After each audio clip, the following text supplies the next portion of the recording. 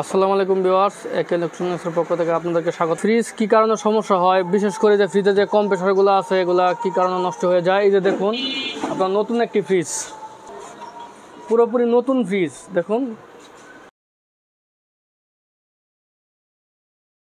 নতুন, বেশি দিন কিন্তু হয় নাই, মার্সেলের। আর এটা 129 লিটারের কম্প্রেসার। আপনারা দেখাচ্ছি, ফ্রিজটি ঘুরে দেখাইতেছি। কম্প্রেসার নষ্ট হয়ে গিয়েছে, এটি পুড়ে গেছে। নতুন ফ্রিজের কম্প্রেসার নষ্ট হয়ে যাওয়াটা সাধারণ বিষয় না। কিছু কিছু কারণে কিন্তু কম্প্রেসার নতুন ফ্রিজেরও নষ্ট হয়ে যায়।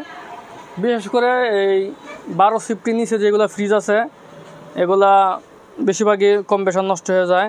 আজকে দেখবো এই কম্প্রেসারটি কি নষ্ট হয়েছে খুলে, তারপর আমি দেখাবো আপনাদেরকে। ফ্রিজ যদি ব্যবহার করেন 12 শিফটের নিচে বা ছোটো ফ্রিজগুলা, 200 লিটারের নিচে ফ্রিজগুলা, তাহলে কিন্তু স্টেবিলাইজার ব্যবহার করতে হবে। নাহলে কিন্তু ফ্রিজের কম্প্রেসারগুলা নষ্ট হয়ে যাওয়ার চান্স থাকে বেশি। কারণ স্টেবিলাইজার কিন্তু একটা টাইমার সিস্টেম থাকে, 4 মিনিট বা 3 মিনিট পরে চালু হয়। এই জন্য কিন্তু কম্প্রেসারগুলো নষ্ট হয় না। কম্প্রেসার নাট খুলে তারপর আমি ক্যাপিলারি টিউবাসিটি কেটে গ্যাস ছেড়ে দেবো। এই দুটা পাইপ কেটে আমি তারপর কম্প্রেসারটি নিয়ে মেপে আপনাদেরকে দেখাবো এই কম্প্রেসারে কোন সাইডটি সমস্যা হয়েছে। টিউব কাটার দিয়ে পাইপটাকে কেটে গ্যাস বার করে নিব। সাকশন ভিউয়ার্স দেখুন, যে গ্যাস বের হচ্ছে।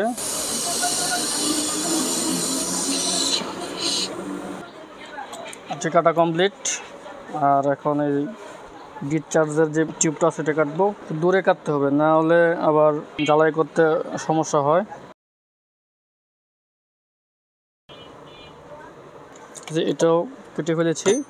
এই যে দেখুন ভিউয়ার্স, আমি এটি এখন সিরিজ লাইনে দিয়ে মেপে আপনাদেরকে দেখাবো এটা কোন জায়গায় প্রবলেম। আপনারা দেখেন এই 3টি কানেক্টিংয়ের মাঝে উপরেরটি হলো কমন, আর ডান সাইডেরটি হলো স্টার্টিং, আর বাম সাইডের হলো রানিং। আমি এখন সিরিজ লাইনে মেপে আপনাদেরকে দেখাবো এটা কি সমস্যা হয়েছে, পুড়ে গেছে নাকি শর্ট হয়ে গেছে।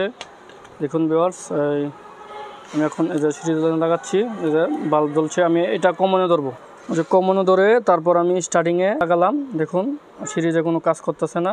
তারপর আমি কমন ধরে রানিং যখন লাগাবো, দেখুন ভিউয়ার্স এটা আপনার এই লাইটটি জ্বলছে, অতএব যে স্টার্টিং কয়েলটা সেটারই সমস্যা হয়েছে। আমি এখন এটা গ্রাইন্ডিং মেশিনটা কেটে কম্প্রেসারের রিপেয়ার ভিডিওটি দেখার জন্য আপনারা আমার ভিডিওর ডান পাশে উপরে আইকনে ক্লিক করে ভিডিওটি দেখতে পারবেন। পূর্বে এই কম্প্রেসারটি কিভাবে রিপেয়ার করেছিলাম এই ভিডিওটি আপনাদেরকে দেখিয়েছি। এখন এই কম্প্রেসারটি ঠিক করার পর আমি এখন ফ্রিজে লাগিয়ে কিভাবে গ্যাস চার্জ করতে হয় এবং কিভাবে কানেকশন করতে হয় আপনাদেরকে দেখাবো। এখন 4টা নাট লাগিয়ে ফেলবো। নাটগুলো টাইট দিয়ে নেব।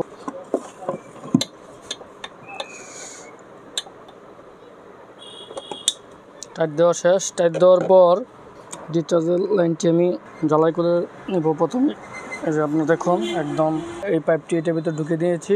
তারপর যেই সাকশনের যে পাইপটি আছে এটি আমি আগে ঘষে নিয়েছি এবং এই সাইডের পাইপটি আমি একটু বড় করে নিয়েছি। তারপর এই পাইপটিকেও এটার ভিতরে ঢুকিয়ে দেব। এই যে ঢুকিয়ে দিলাম।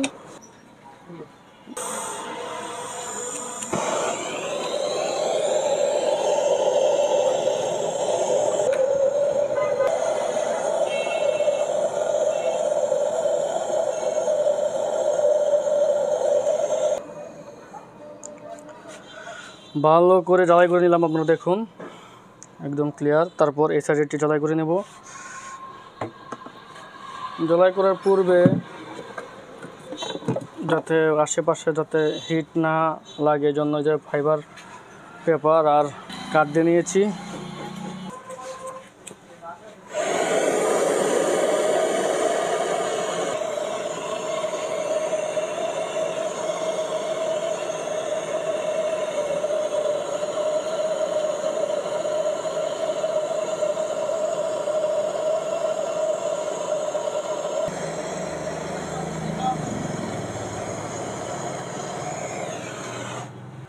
দেখুন ভিউয়ার্স, জ্বালাইটি সুন্দরভাবে দিয়ে নিয়েছি।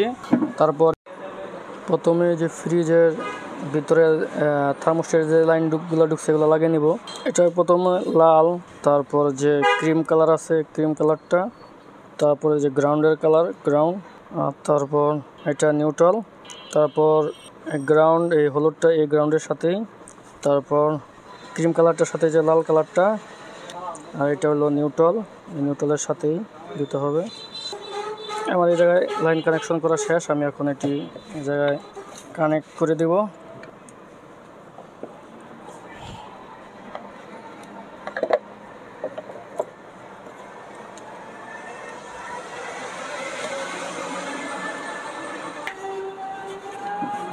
এই যে ক্লিপ মিটারের জন্য এই তারটি আমার বাই করা লাগবে।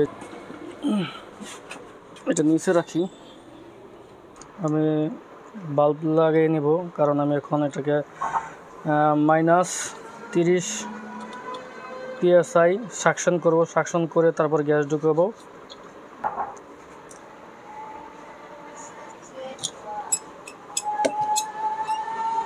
সাকশনে পাইপ লাগিয়ে নিব, কারণ আমি এখন ফ্রিজটিকে ভ্যাকুয়াম করব। এই জন্য আমি এখন কম্প্রেসারটি ছেড়ে দিয়েছি, এদিক দিয়ে হাওয়া বের হচ্ছে আর এদিক দিয়ে কম্প্রেসারটি ভ্যাকুয়াম হচ্ছে। দেখুন 0 থেকে -30 PSI পর্যন্ত কিন্তু ভ্যাকুয়াম হবে। দেখুন ভিউয়ার্স, -1-এ বা ওই সাইডে -30 PSI, এরকম 10-15 মিনিট পর্যন্ত ভ্যাকুয়াম করা লাগবে। ভ্যাকুয়াম হওয়ার পর আমি এটি R600 গ্যাস এটা আমি চার্জ করব। ভ্যাকুয়ামটি কিন্তু পরিপূর্ণ হয়ে গেছে, -30 PSI। আমি এখন এটি লক করে ফেলব। লক করার পর আমি কম্প্রেসারটি বন্ধ করব।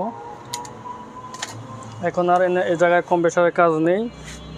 তারপর যে গ্যাসের সিলিন্ডারটি দেখছেন 600 গ্যাসের, আমি এটি লাগিয়ে নেব। এই জায়গায় ছেড়ে দিতে হবে গ্যাস, লকটা ছেড়ে দিয়ে তারপর লুজ করে পাইপের বাতাসটা বের করে নিতে হবে। তারপরে যে আপনার ফ্রিজের লাইনটি দেখতে পাচ্ছেন, এটি কিন্তু লাইনে রেখে দিয়ে যে আমি লাইনে লাগাবো, লাইনে লাগাই সুইচ, এখনই সুইচ দিব না, আমি হালকা আগে কতক্ষণ গ্যাস ছেড়ে নেব। দেখুন -PSI আছে, আমি যে হালকা একটু গ্যাস ছেড়ে দিলাম। সে দেওয়ার পর আমি আটকে দিয়ে তারপর আমি কম্প্রেসারটি এখন রানিং করব। তো কম্প্রেসারটি কিন্তু রানিং হয়ে গেছে। এই যে দেখুন ভিউয়ার্স, AC 0.41 অ্যাম্পিয়ার দেখাচ্ছে। আমি এখন আরও গ্যাস ছাড়ব। ডিসচার্জ পাইপটা সেটা গরম হচ্ছে, আরও গ্যাস ছাড়ব।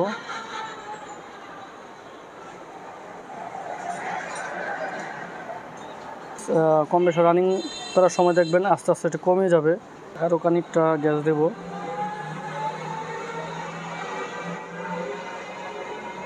এখন গ্যাস দেওয়ার সাথে সাথে কিন্তু এম্পিয়ারটাও বাড়ে। দেখুন এখন 0.62-61 এরকম এম্পিয়ার নিচ্ছে, এটা আস্তে আস্তে কমে যাচ্ছে। এদিক দিয়েও কিন্তু গ্যাসের প্রেশারটা কমে যাবে, 0-তে চলে গেছে। এটি 10 পর্যন্ত 8 বা 10 পর্যন্ত কিন্তু রাখতে হবে। আমি আবার গ্যাস ছাড়ব, গ্যাস ছাড়লাম। এখন কিন্তু 10 PSI পর্যন্ত আছে। যে 0 থেকে নিচের যে দাগটা দেখতে পাচ্ছেন, এটা এক দাগ আছে, তার মানে 10 পর্যন্ত আছে। যে চলার পর আমি ফ্রিজের ভিতরে একটু দেখবো যে হালকা, যে ফ্রিজের ভিতরে কি হালকা পরিমাণ ঠান্ডা হচ্ছে নাকি। হ্যাঁ, ফ্রিজে এই সাইডে এখন ঠান্ডা হচ্ছে। আর এটি কীরকম ঠান্ডা হচ্ছে নাকি না হচ্ছে, এর জন্য একটা টেম্পারেচার মিটার আমি এখন লাগিয়ে দেব, দেখবো যেটা কীরকম ঠান্ডা হচ্ছে। আমি এখন ডিপে, যেহেতু এই সাইডটা বেশি ঠান্ডা হচ্ছে, আমি এই সাইডটিতেই লাগিয়ে দিলাম। এখন দেখা যাবে 29.2 আছে ভিউয়ার্স, 29.2 সেলসিয়াস। দেখুন 28.9 হয়ে গেছে। এরকমভাবে আস্তে আস্তে কমতে থাকবে টেম্পারেচার। স্টেনারটি দেখতে পাচ্ছেন, এটি কিন্তু কুসুম কুসুম গরম হবে। হ্যাঁ, এটি কিন্তু কুসুম কুসুম গরমই আছে। আর এই ডিসচার্জটা কিন্তু অনেক গরম হবে, এখানে গরম আছে। আর সাকশন যে পাইপটা দেখতে পাচ্ছেন মোটা যে পাইপটি, এটি কিন্তু একটু ঠান্ডা হতে একটু দেরি হবে, ভিতর থেকে ঠান্ডা হয়ে তারপরে এই জায়গায় আসবে। ফ্রিজের দুই সাইডে কিন্তু প্রচণ্ড গরম হচ্ছে। যেহেতু এটি ডিসচার্জ লাইন গরম হচ্ছে এজন্য। আর আমি যে টেম্পারেচার মিটারটি দেখিয়েছিলাম দেখুন ভিউয়ার্স 22.4-এ নেমে গেছে, আস্তে আস্তে আরও নামবে, -10 পর্যন্ত নামবে। এই ফ্রিজের কম্প্রেসরটি নষ্ট ছিল, এটি কীভাবে রিপেয়ার করে আপনাদেরকে দেখিয়েছি। এটি কয়েল সমস্যা ছিল, আর এটি রিপেয়ার করার পর এই কম্প্রেসরটি কীভাবে জয়েন দিতে হয়, কানেক্টিং কীভাবে লাগাতে হয় এবং কীভাবে গ্যাস চার্জ করতে হয় আপনাদেরকে দেখিয়েছি। এর ভিতরে যদি আপনাদের কোনো কিছু জানার থাকে তা আমরা কমেন্টের মাধ্যমে জানিয়ে দেবেন। আর এরকম সার্ভিস রিলেটিভ ভিডিও পেতে হলে আমার চ্যানেলটি সাবস্ক্রাইব করে রাখবেন এবং বেল আইকনে ক্লিক করে রাখবেন। ধন্যবাদ।